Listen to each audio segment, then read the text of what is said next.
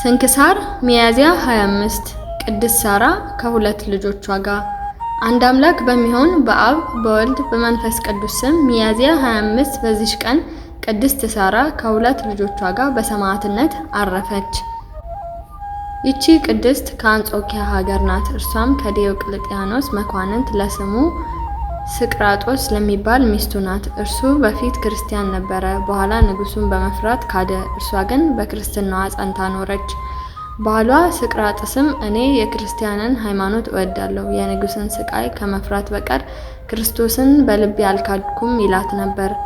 እንደዚህ ስትኖር ሁለት ልጆቿን ወለደች። በአንጾኪያ ሀገር የክርስትና ጥምቀትን ልታስጠምቃቸው አልቻለችም፣ አብያተ ክርስቲያናት ተዘግተዋልና ጠፍተዋልምና። ሰውን ወዳድ ክርስቶስ ብዙ ስለመውደዷ ልጆቹን ታስጠምቃቸው ዘንድ ታላቅ ተጋድሎ አደረገች። ወደ እስክንድርያ ወደ ሊቀ ጳጳስ አባ ጴጥሮስ ልትሄድ ወደ አሽከሮቿ አስከትላ ሁለቱን ልጆቿን ይዛ በመርከብ ተሳፈረች። ለክብር ባለቤት ጌታችንም የሃይማኖቷን ልዕልና ለመጪው ትውልድ ሊገልጥ ወዶ ያቺን መርከብ ለማስጠም እስከምትደርስ በባህር መካከል ትልቅ ነፋስን አስነሳ። ይቺ ቅድስትም ልጆቿ ሳይጠመቁ እንዳይሞቱ ፈራች። ተነስታም ጸለየች። ከዚያም ምላጭ አንስታ ጡቷን የቀኙን ቀደደች። ከደሟም ወስዳ ፊታቸውን በመስቀል ምልክት ቀባች። በደረታቸውም በጀርባቸውም ላይ እንዲሁ አደረገች።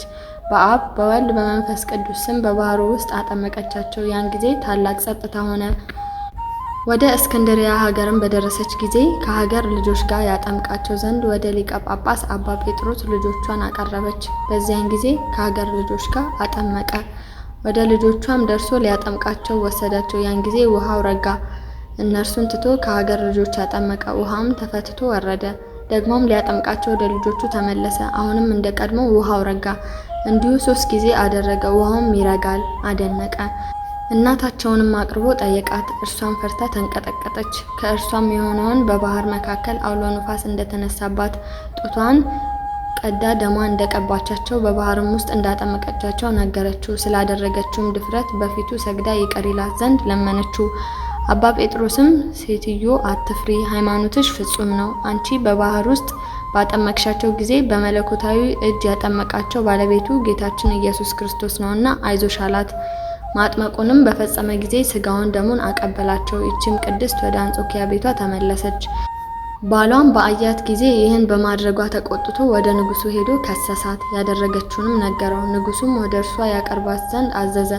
ስትቀርብም ወደ እስክንድርያ ለምን ሄድሽ? ከክርስቲያን ወገኖች ጋር ልታመነዝሪ ነውን? አላት። እርሷም እንዲህ ብላ መለሰችለት፣ ክርስቲያኖች አያመነዝሩም፣ እንደናንተ የረከሰ ጣዖት አያመልኩም። ከእንግዲህ ደግሞ ከኔ ቃልን አትሰማም፣ የወደድከውን አድርግ። ሁለተኛ በእስክንድርያ ካንቺ የሆነውን ንገሪኝ ብሎ ጠየቃት። ምን አልመለሰችለትም። ንጉስ ዲዮቅልጥዮስም ልጆቹን የኋሊት አሰራቸው። ሁለቱን ልጆቿንም በሆዷ ውስጥ አድርገው ሁለቱንም በእሳት ያቃጠላቸው ዘንድ አዘዘ። ፊቷንም ወደ ምስራቅ መልሳ ወደ ክብር ባለቤት ጌታችን ጸለየች። ከዚያም ከልጆቿ ጋር አቃጠሏት። የድልና የሕይወት አክሊልን በመንግስተ ሰማያት ተቀበለች። ለእግዚአብሔር ምስጋና ይሁን፣ እኛም በጸሎቷ ለዘላለሙ ይማረን። አባ ዮሐንስ ሊቀ ጳጳስና 100 ሰማዕታት። በዚች ቀን የባሕታዊ አባ ብሉዳን የተጋደሉ የቅዱስ ቴዎድሮስ የአባ ዮሐንስ ሊቀ ጳጳስና የ100 ሰማዕታት መታሰቢያቸው ነው። እነርሱም በፋርስ መከራ የተቀበሉ ናቸው። የዱራን መታሰቢያ ነው። በረከታቸው ከእኛ ጋር ለዘላለም ትኑር አሜን።